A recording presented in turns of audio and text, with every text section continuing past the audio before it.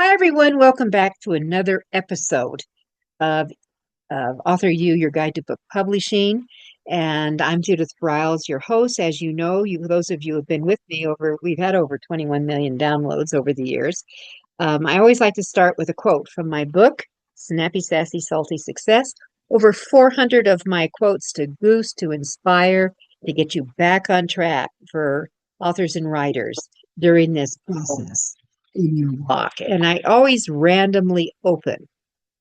So, randomly opened here. Are you just making noise with your book marketing, or are you creating a symphony?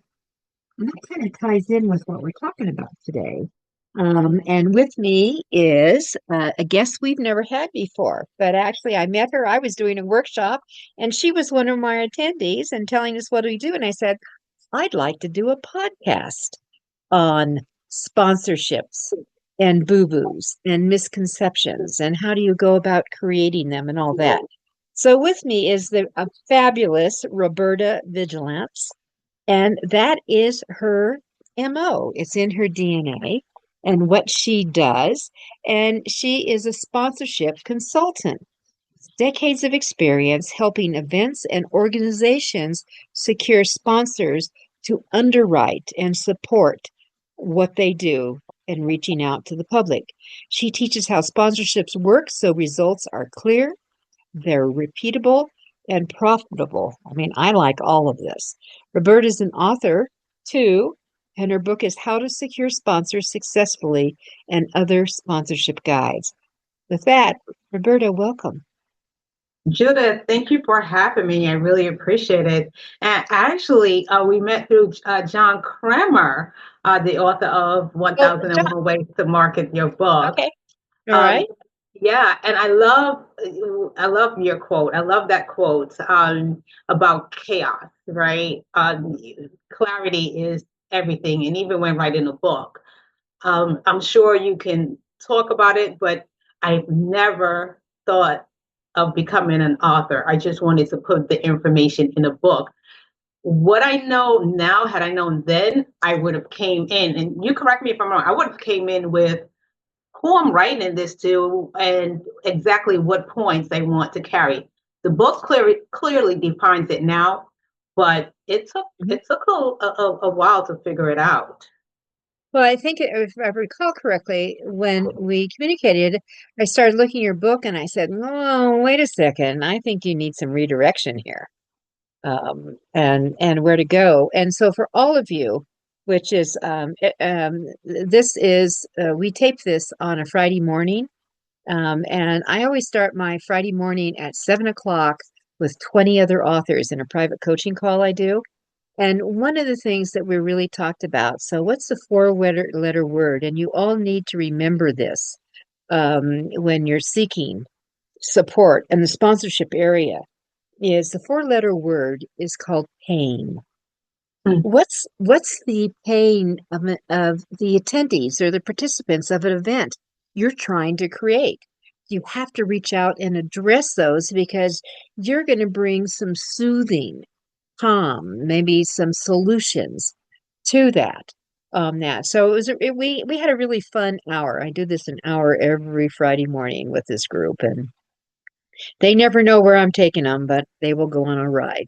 So with that said, how did you get into sponsorship, Roberta? What brought you to that party? Passion led. I wanted to help a group of students who wanted Mhm. to get into the entertainment business as models and as talents. But Oh, the thing, Judith, this was in the 90s. They did not want to sleep their way in the industry, right? yay, So it, yay. it's Yeah. their own. And so I decided to plan an event. Now, I was a college student. I was a returned college student. I was a bit older than the students. I Mhm. was working in sales, new mom, and also I was working on this calendar, a celebrity calendar, where I got to see the movers and shakers were the ones who work behind the scenes. The celebrities are just products that are made up Mhm.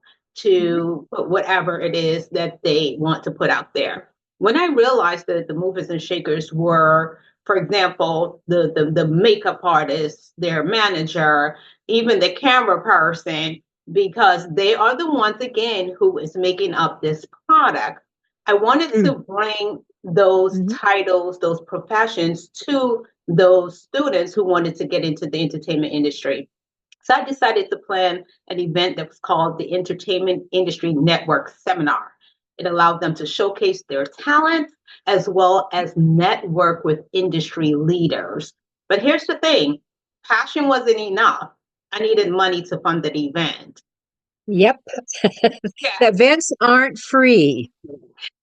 There is always, some of them are blatantly out there what it costs, and so there's a lot of real hidden costs that people just don't think about. This is true. And again, it's just passion. I don't want to become an event planner. Like all these things I was just pushed into, no knowledge, no experience. Like who plans events? I don't know. But I decided to do it. And because I had the sales background, I knew I could sell my event to the businesses that were targeting the same audience, right? So I decided to, or the audience would be able to benefit from what that company has to offer. So I went to businesses in my neighborhood. They all purchased my event. And when I went to the corporate brands, the huge brands, and they all told me no, right? I'm like, what's going on here? I have your demographic. And that's where I picked up the word the sponsorship. But I started from the passion and planning events and needing Well, money for those events. and you needed money, so you had kind of a budget you put together. I'm assuming, kind of a Well, cost thing. And how did you? The second part is because I think this is always the magic, and hopefully you get into some things to negotiate with a little bit here. How did you decide what to ask for your neighborhood support? yeah, you made a good point. Definitely budget. You have to know how much money Mhm. you need, right? Mhm. How Yeah. much you're looking for. I knew that the most valuable thing that I had was my audience. I knew that brands were targeting audience. That's who they want to be in front of, they want to communicate with, they want them to buy from them, support them, whatever it was. So I knew that from the get-go, right? And Mhm. I looked for funding, I looked for the money that I needed. So, for example, a venue back then cost $1,500. So I knew I needed that. So I sold that part to the business. What I didn't know then that I learned along the way is that I could have created the entire budget and maybe have gotten one company to pay for the entire event. But I didn't know. So I went piece by piece by piece. And actually, I'm glad that I did that because when I went to Kinko's, not sure who remembers Kinko's out there, but Guilty. I still call it Kinko. I still have a Kinko discount card that I carry with me. that was that That that, for that is FedEx for all of you. that Kinko FedEx. exactly. I went to them to print my flyers. I needed flyers back then to promote the Yeah, event. We did flyers, yeah. taking up on a light pole and all that stuff. And I needed tickets.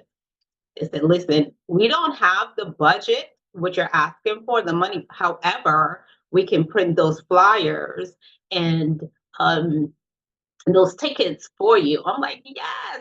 You just saved me a Okay, whole bunch of money. so let's introduce some vocabulary to people.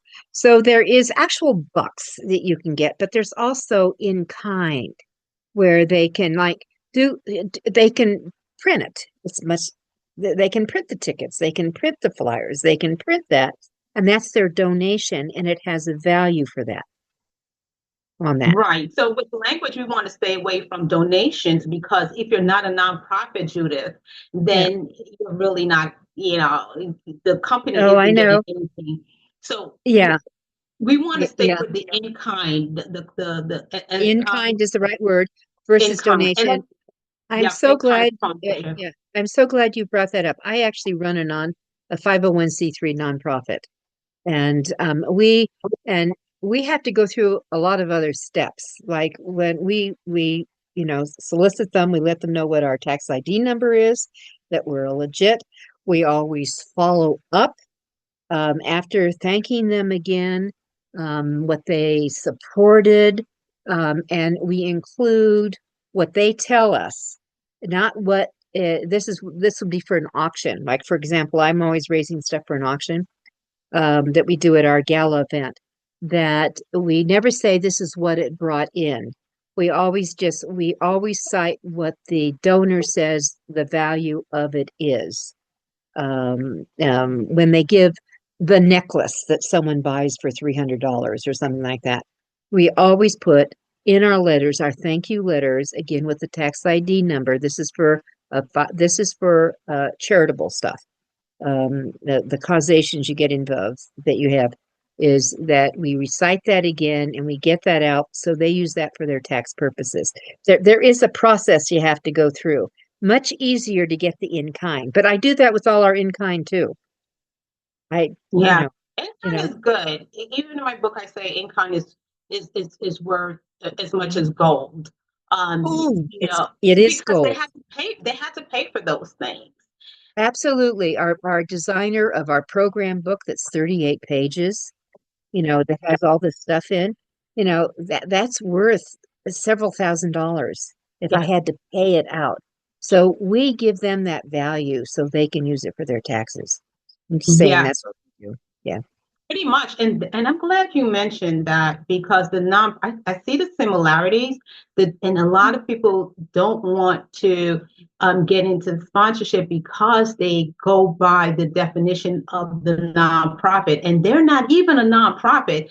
They're like, Roberta, I don't want to give up my event. I don't want to give up the identity. I don't want to be, I'm like, no, that's not what it is. It's come as you are, and you find a partner Mm, that will accept you as you are, right? And they'll give you the money, they'll give you the resource so that you can fund you that so that they can engage and communicate with your target audience. Now they do have something that is called private sponsor, which I've had, where you don't know who that sponsor is. They're giving you the money because they love what you are doing, right? they want to be So that's what anonymous. we call So you call them a private total. sponsor, not an anonymous donor or something like that. Hmm. No, because they're not. So the difference between the donation and the sponsorship is that just as you mentioned, you give the donor the thank you and whatever else they ask for. With the sponsorship, you are giving them a return on that investment. You're helping Mhm. them to achieve an objective. You're helping them to increase sales. So while you're still saying thank you, you're saying here is an email list of authors, let's say, because the company wants to target the targeted authors. So here's the information. Your company is currently a local company, but I see that you're also targeting an international brand, international audience, but you just don't know how to get there. I have Mhm. that audience. I have people in the United States, in Canada, in Australia. When I say I, meaning that I have a book club and Mhm. authors are Mhm. coming from all over. So then I Mhm. will give that sponsor access, maybe to come in and speak to my authors or do something, but you have to return value. So, for example, if you're asking for $5,000, $10,000 more or less, you have to prove and show that sponsor how they will get that money back. And they get it back again many ways: visibility, branding opportunities, speaking engagement. And I have a whole list in my book. So it goes on and on. For example, another example, I should say, I worked with a client. Her thing, Judith, was the value that she brought was sustainability, right? The what? Say it again. Sustainability. So she's Saneability, like being sane. sustainability Oh, as sustainability. I thought, whoa, saneability. That was pretty well, cool. that's a good one as well. Exactly. because anything could be sponsored. A psychologist or a brand may want to Mhm. sponsor that type of, let's call it benefit, or even a Yeah. value, or that type of event. With my client, she's an artist, and Mhm. she creates sculptures out of reclaimed plastic. So we approach brands that are looking for visibility or wants to create a sustainability portfolio because they can get more money in the background. It just looks really great for their brand. So we offer that to the sponsor. So know what value you are offering, and that's really what they are paying for. Because had it not been for your event, how would we know that they have sustainability? It would be just kind of like shush. And another great thing is you have the connection with your audience, the people who are listening to you, who are watching you, who the people who show up for your round table, your author's round table. You have the influence. Now, if I'm a brand, I just can't walk into your group and say, "Hey, I'm the printing company, and I'm going to print your." It's like, get out of here. Who are you? But if Judith says, "This is Roberta," and she does Mhm. this, then now it becomes a warm lead and not a cold lead. So Mhm. sponsorship works a differently than the. That's one way or a few ways it works differently than donation. Mhm. Mhm. I did a kind of a inverted thing. I have had a big birthday last month, and Happy birthday, Judith. a big birthday, and friends said insist I don't do that, celebrate that, but I had several people say, oh yeah, you're going to. So I said, okay, let's go to lunch. I was going to take everyone to lunch, and all of a sudden there were 30 people saying I'm coming. So, and I was going to do this restaurant thing, and I was going to all of it. She said, no, no, we're going to charge that. I said, okay, I'm going to do a ceiling on it. I will personally pick up the gratuities. I'm going to pick up the taxes. I'm going to pick up the beverages. I'm having hors d'oeuvres at all the tables. And then I decided I'm doing gifts. I'm giving, and it was a no gift thing. No, no, I didn't. I don't need any. I do not need any more stuff. No gifts. But I decided to give everyone a thank you friendship gift from me. Um, so my color is purple, different shades of purple. So I had purple bags. I had nice things came up. I had one of my favorite lip balms in it. I had Kleenex. This is all my girlfriends. Everyone, our drippy noses and all that. So a purse thing. I had actually a purple little notebook with a pen in it for their purses.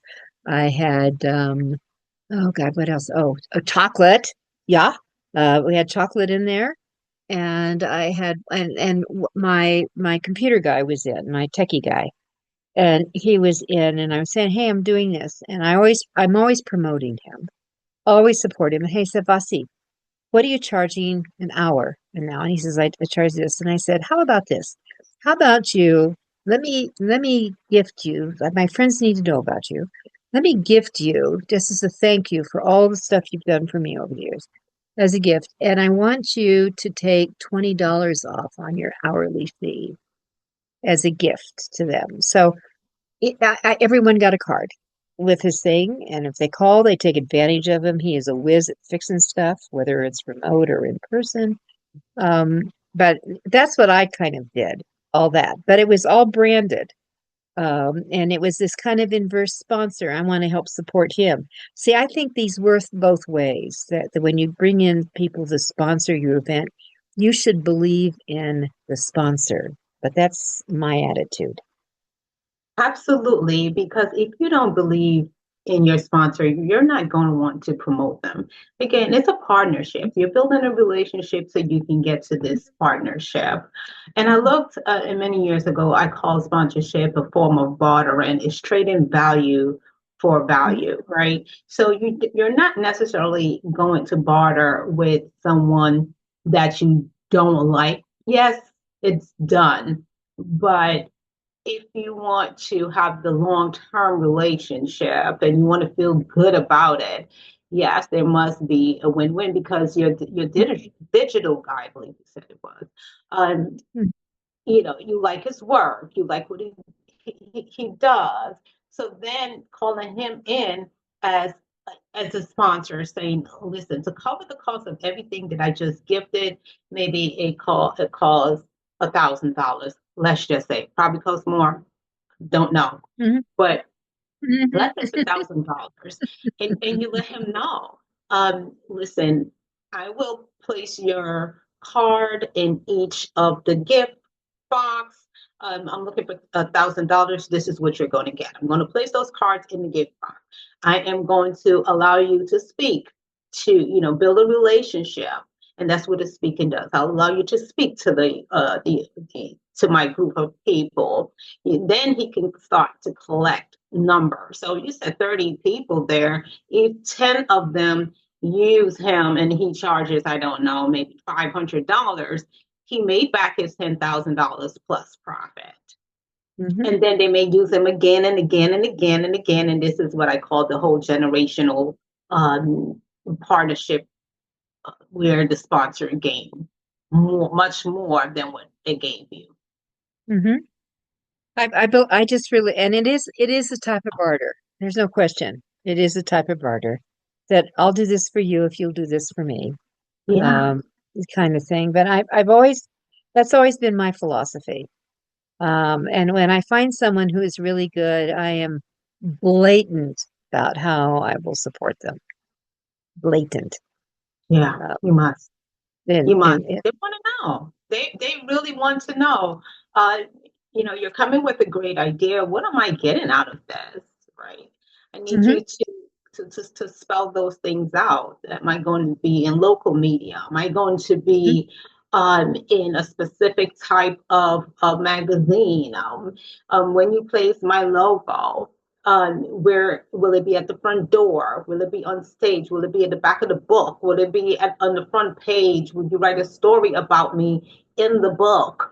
Like, am I going to get a QR code? They have to know. They need to know so that they can track where those returns are coming from, mhm. right? Well, yes, I think that's yes and no. Sometimes there's subtle things you need to do. I mean, I'm always believe in doing the ask on that, but I also think that there's just things that it's just good for the greater good to do. I know that when we do our booklet for our gala, that everyone who has supported us in any way, they are identified. They're identified in name. If it's a sponsorship, their logos are printed in color in the book. All of that is, we do that to really support.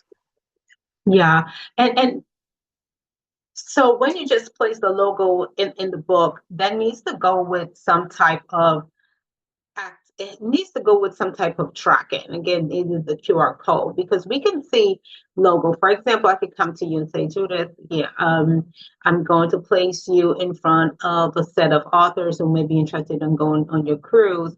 I would like for you to sponsor this event that I'm having. It's X amount of dollars, and I'm going to give you a whole bunch of logos. I'll place your logo every which way they Hmm.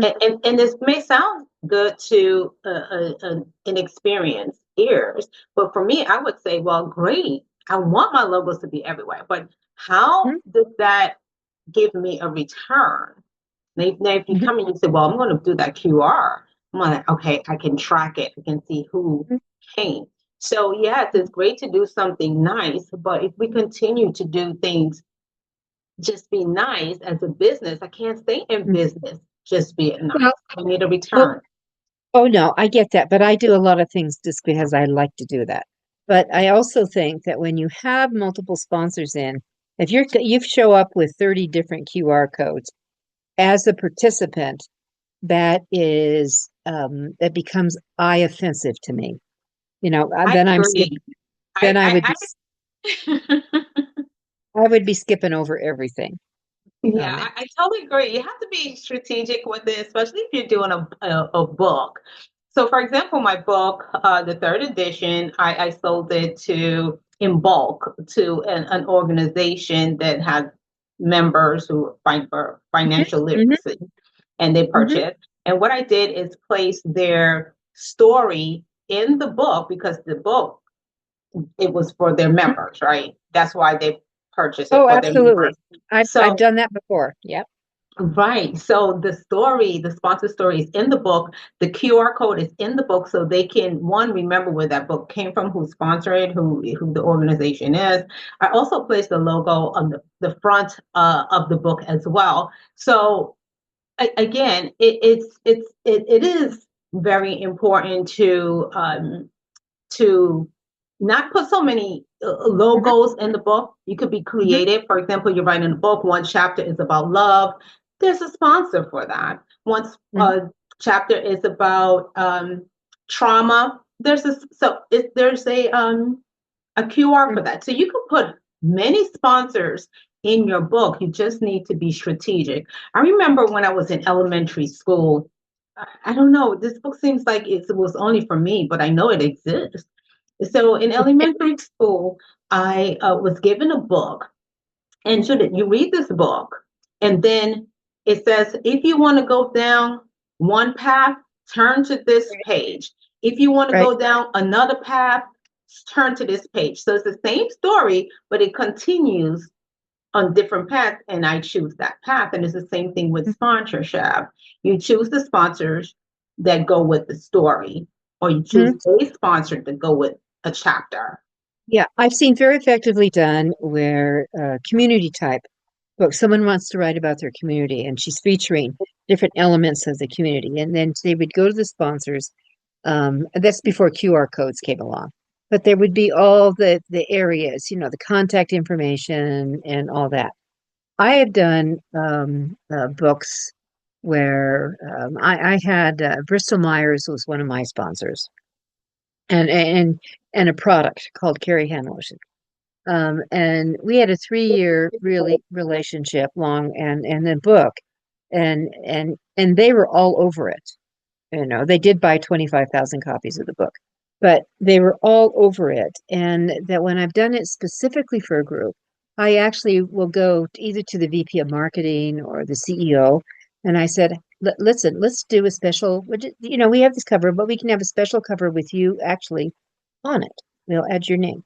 Secondly, I'd like to have a letter from you to your audience, whether you're giving them away to your customer base or that you're using it as like a different type of business card, whatever you're doing on there, that you have, let's personalize it.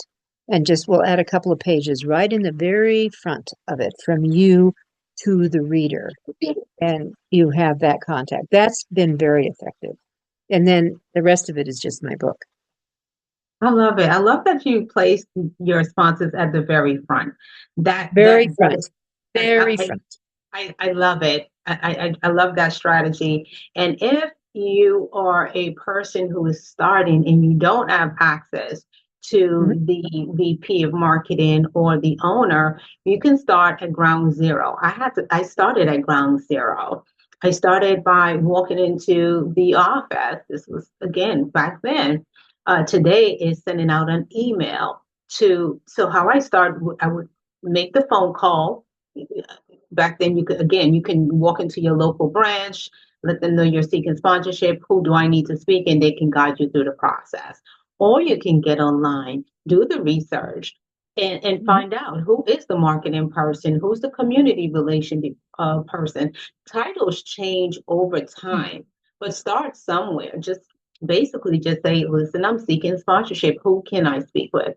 Now there are times when that person may not have a clue, the front desk person, they may not know who to send you to because they're saying, well, I think you're asking for the donations. I'm not sure because no one said this is what the marketing department does. This is what, so they don't Mhm. know. So if you were to go into a department that isn't right or doesn't seem to understand you, you just continue to try. And one thing that would speed it up and just say, I'm seeking sponsorship. I have an event and I'm looking for funding for the event. And I'm given visibility, etc. This way they can pinpoint exactly, oh, maybe she needs the marketing or he needs the marketing department. And then work your way up until you get to that decision maker and have the conversation with that decision maker. Well, my experience has always been marketing is in play. It's you just have to find the decision maker. Don't muck around. Just who handles the marketing. And I just as a thing, as this airs right now, I did a search. My new cookbook, a recipe out of my new cookbook, is featured in the Costco Connection magazine for all its members. And it all started with a search on Google. Who is the president of Costco? What's his name? I have his name and his email, and I wrote him a letter. Email, an email letter. In an hour, he responded to me. An hour, he responded me and I pitched what I wanted. In an hour, he responded me, copying the VP of marketing. Now I have another name and another email and another VP of the company. And this was in September, about 6 months ago. And it's now featured nationwide during the month of March, and in Canada, it'll be in April. All with an email and an idea and an ask. Gotcha. I like that. I like it. So it's but you have to have a plan. I think what's really important, let's go back to the beginning. What's your budget? What are you doing? What are your cost factors in it? And always add a little bit extra because I'm going to tell you it goes over. Yeah, It I always agree. does. I've been doing events for decades, actually, and doing that. But let's go. So what you're talking about, this is the way to save your money, right? Save your money, so you're not underwriting the whole thing. Correct. On Correct. And all also, right, also increase profit or make a yeah. profit. Yeah, and years ago, I used to do something called the Author U Extravaganza, where I would bring in outside speakers.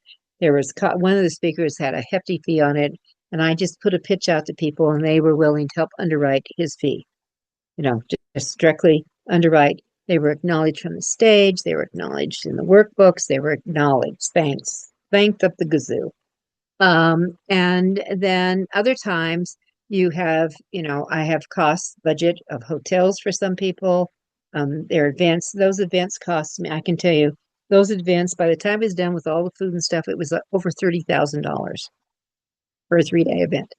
And most the underwriting, besides registration fees, came from people who were exhibitors. In effect, they become sponsors on that. And that's one way I help carry at least a third of all the costs. Yeah. Yeah. You have the experience, so you know that the sponsorship offsets, you know, Yeah. take the burden off of your pocket. That is very much true. And alignment matters as well, right? You want to make sure that it's something, as you said at the beginning, that would benefit your audience. It's a solution that you're providing to your audience. So alignment does matter. When you're asking for 30,000 in 7 figures or more, now what I've experienced is and this is just the conversation part of it, is that they will pay you in increments. I don't have the Mm. no, I don't know. I didn't have the experience of bringing in um, a 7 figure sponsorship, but I did have the conversation. So this is what I mean. So the client that I spoke about with this sustainability, and I'm going to share this with her too. We're asking for 7 figures sponsorship. We Mhm. only started the process about 4 months ago, right? So we're at the point where we're having that conversation. Um, what we're looking to, I guess, what we're looking to do is bring in that funding, find out too, we need all of that money, Judith, up front, because she has to pay to travel from one country to the other to showcase her sculpture. She has to pay for docking. She has to pay so many different expenses. She has to pay for the venue. So Huge, need, huge. we need we need that money up front. So again, it's about negotiation. I'm not afraid of it. I'm not saying that they have to pay in increments. I've heard that that's not what we are going for. So that will be part two. Once we bring in that sponsorship, we're looking for that sponsor to cut the entire check, and hopefully you'll have me as a guest again to let you know how that works Mm. out. Yeah. Well, let's do some. I know there's a couple points I want to go over. So, what are some of the mistakes? What are the boo-boos that can set up failure? And is there any chance when they finally just say no of a resurrection? Yeah, some of the boo-boos, alignment. You need to be aligned with the sponsor. You have to help them achieve their goals. Again, going back to the sustainability, this is what when we this is what you know what, let me start with the first one. The Okay. first one is starting with what you have to offer. Know Mhm. what value, know your story in your book, know what your event is about, what you have to offer. Don't go looking for sponsor, asking them what do they want, and then you have to maybe change your entire story to align with them. Now you're off track, off your mission in life, and you're not happy. Start with what you have to offer. Um, for if it's a drama story, what is it about your drama story? Who's your audience? Start there. And then another mistake people make is not aligning, not targeting the right sponsors. Sometimes we don't know we're not we're not targeting the right sponsor. So I contacted um, several companies. One who I had the conversation with said, listen, Roberta, we're not looking for sustainability anymore. We're looking for something else. So sometimes Mhm. you really just don't know. So one, start with what you have. The second is alignment. The third is knowing your budget, knowing how much money you're asking for. Now, when I started with this client, we started at the low six figures. As I spoke with her and we worked through things, I'm like, this is, she's like, Roberta, this expense come out, this is this. I don't know if we should ask. I'm like, we're going to ask for what you need, but because we can't just ask for part of it because you won't be able to implement everything else that you need. So don't shy away from how much money you need to make whatever it is that you're Mhm. looking to become a reality, become tangible. Ask for what you need. So be honest with your budget. Okay. That's So really smart to say because and again, I found that this is kind of a gender thing. I remember one time walking in when Steve Jobs was alive, and I was a president of a foundation, a college foundation in Northern California. And Apple used one of our facilities for their annual meeting all the time. And I just decided we need some money. They use our facilities. They pay a rental fee, whatever. But I made an appointment and I went in and my ask was for 25,000 and I walked out with a check for 25,000. yes, Uh, because I just said, you owe it. I let him know that you do owe this to us. This is the value we bring to you. We have these beautiful facilities. Everyone loves to come. No one grumbles about the parking. It's easy to get to, and blah, blah, blah, blah, blah, blah, blah. And we're honored to support you. And I'd like you to support us. yeah, yeah. and this is what you're getting in exchange, right? Is it because I can tell you're a woman, you seems to me you know your value, you're no nonsense, you're going for what you need, right? Yeah. And you know your value, right? So we know our value. And we and I want to add because this is at the very top of the list as well is what's in it for my partner, what's in it for the sponsor. Mm-hmm. So we thought, okay, sustainability, this is what you're doing. I know this is what you need. And when the sponsor says, no, we're on to something else, then the alignment is off. So we have to continue conversations with someone else who's looking for what we have to offer. And it's just like a real relationship, between two partners. What is it Hmm. that you need? But this is what I'm bringing. When you're doing sponsorships, is it better to have one or go for a lot? It depends. It depends on your on what you can tolerate. Are you a person who want to work with many sponsors, or do you prefer two? Because you can it's $25,000, right? You Hmm. got it from one entity. You could have went to another company and said the same thing, and then now you have $50,000. But do you want to? You could went to a third or fourth and say the same thing because you're Hmm. bringing value and you could bring this to multiple entities, multiple industries as well. So how do you feel about working with four instead of one? So it's really up to preference. And when it's not up to preference, it's saying, well, listen, they're going to give me half of what I'm asking for. So now I need another partner to Hmm. pick up the other half. So Hmm. if you're So going for typically, one, yeah. So typically, when you and I'm going to get back to your points because I have point one, is you not know what your own personal value bring to the party for their benefit. Two is you got to be in alignment with what their own goals are, and three is you got to know what in the heck you need, the money you need on that. So, do you is when you're doing sponsorships, are you after getting the whole thing underwritten so that whoever is doing it does not have to fork over any of their own money, or is that irrelevant? when I did, from my events, I always go for what it is that I need. But back then it was just only chunks. I'm like, because I'm learning, oh, I need flyers now. Oh, I need Yeah, a DJ and I need this. But now that yeah. I'm well experienced, I look at the entire budget and say, this is what I need for everything. I like going for the big bang. It's just who I am. I don't Yeah. like the pieces.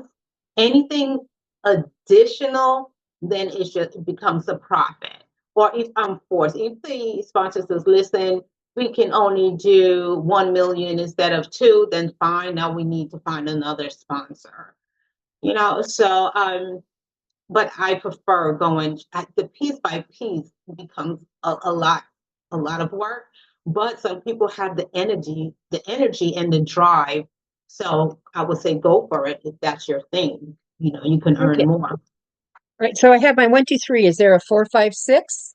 Or Okay, so the 4, 5, 6 will then we come into what is it that the value that I bring, right? What can I do for them? Which is again, um, the whole alignment, I guess. But we're looking at it from the different side, right? What is it that Judith needs from me? Who do I hmm. target?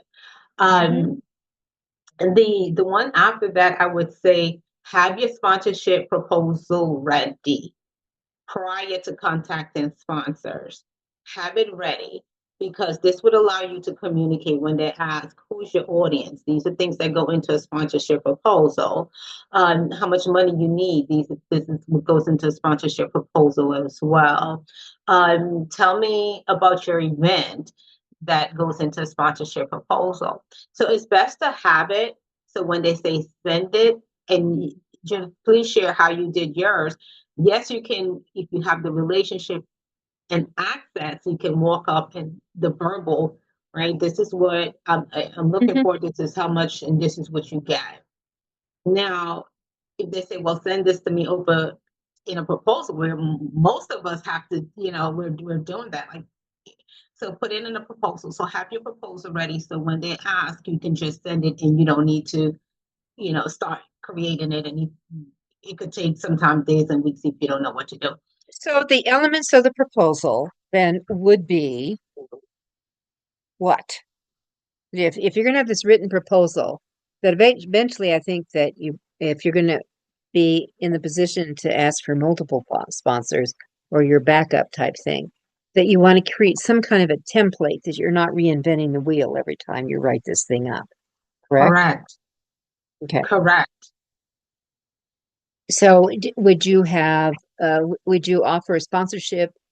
You're saying you ask for the whole thing. I know that when we do our gala, we have sponsorships at different levels, so many thousands of dollars at these levels on that. Absolutely. If you want, again, the first tier, the top tier, most of us do it in three tiers.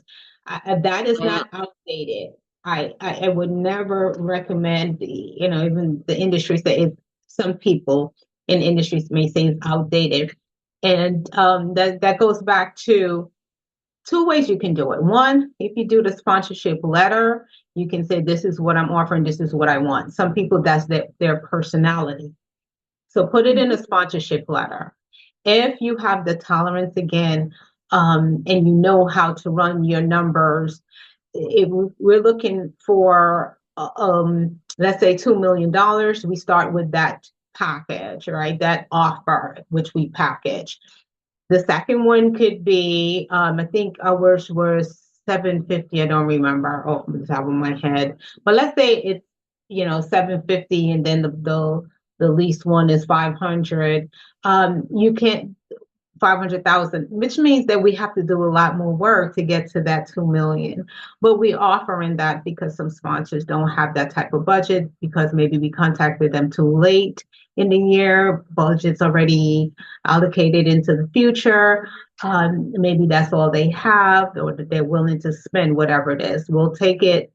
But that's a hard consider, because if we don't get the 1.5 million, then we're kind of stuck. So this is why I say we always go for the top, but do your tier and give yourself enough time as well, because it's still kind of like a number game, and you have to, when you don't have the connections, right? Well, I know, just going back to, and I want to hop to more common people, because most of us are not going to be looking for $1 million. It's going to be much more downscaled. But for your client, I think having an airline sponsor would be a separate segment. It's part of that budget, and get them in there, and then they're just supplying tickets. It's a different deal. Yeah, yeah. Yes, and that would take care of part of our budget, but then Mhm. we still have, if they give us they fly my client in, and we have them on our list as well. So if they were to fly her in, then that reduces that our budget from that 2 million. Oh, So it it would was it like, would be all air. I oh, mean, oh, we do, yeah, oh, yeah, yeah. yeah. As we Talking just about her, finished. Yeah, that we came just to finished mind. seeing the Olympics, right? And the Olympics, they're huge airline sponsorships. All the athletes, all their airfare is traveled, handled by an airline. All this Yeah, is done, and they get major, visual acknowledgement on that. But that is a lot of money. It's a lot it of is a money. lot of money, Judith. It truly is. And you can split up your budget again. What you need, what can be in kind. You whatever it is. If something could be in kind, printing could be Mm-hmm. in kind. Hmm. Design could be, depending on your story. Right? Each story is different, and you find what a sponsor can pay for, or sometimes you just need the cash. You need that money to pay for something, and in kind just won't cover it. All Oh, right. and I get that totally. All right, so we are going to run out of time really fast here, but what I'd like to do is get into some mistakes.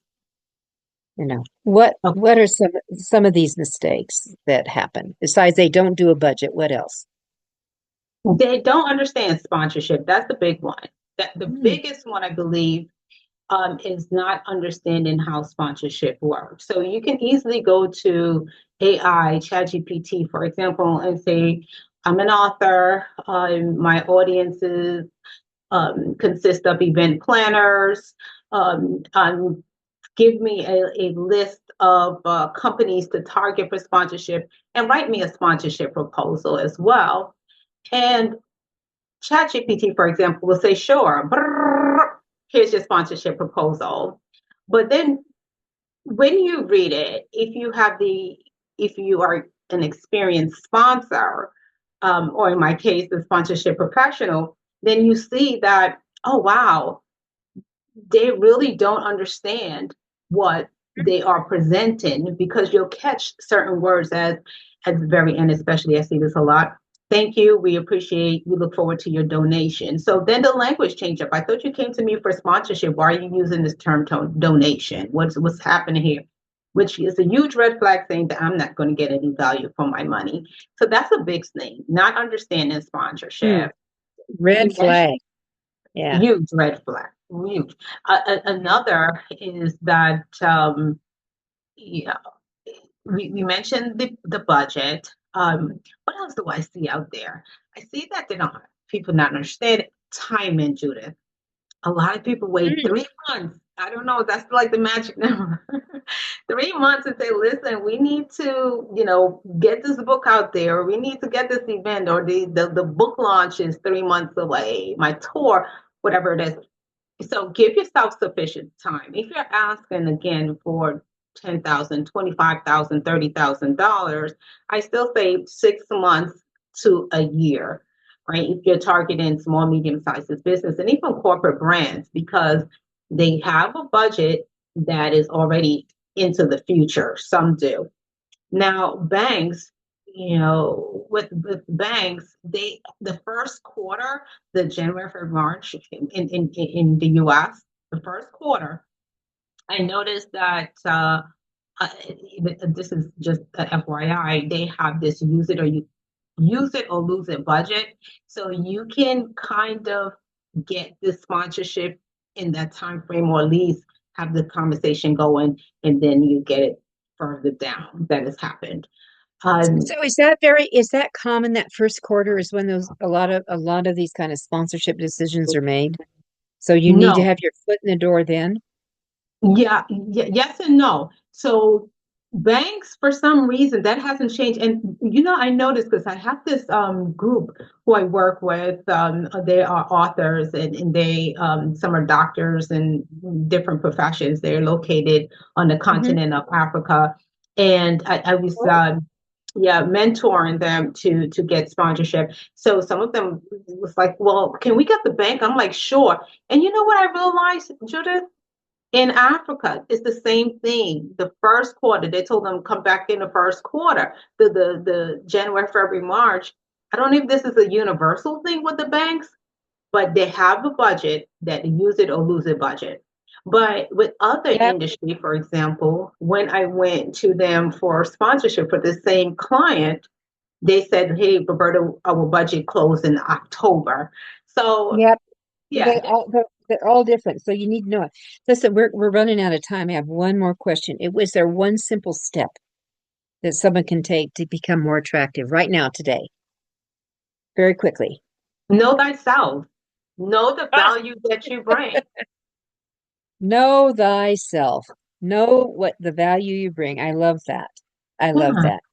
Oh, Roberta, thank you so much for being with us. Everyone, you can get more about Roberta by going to her website. It's Roberta, Roberta, and her last name is Vigilance, Vigilance.com.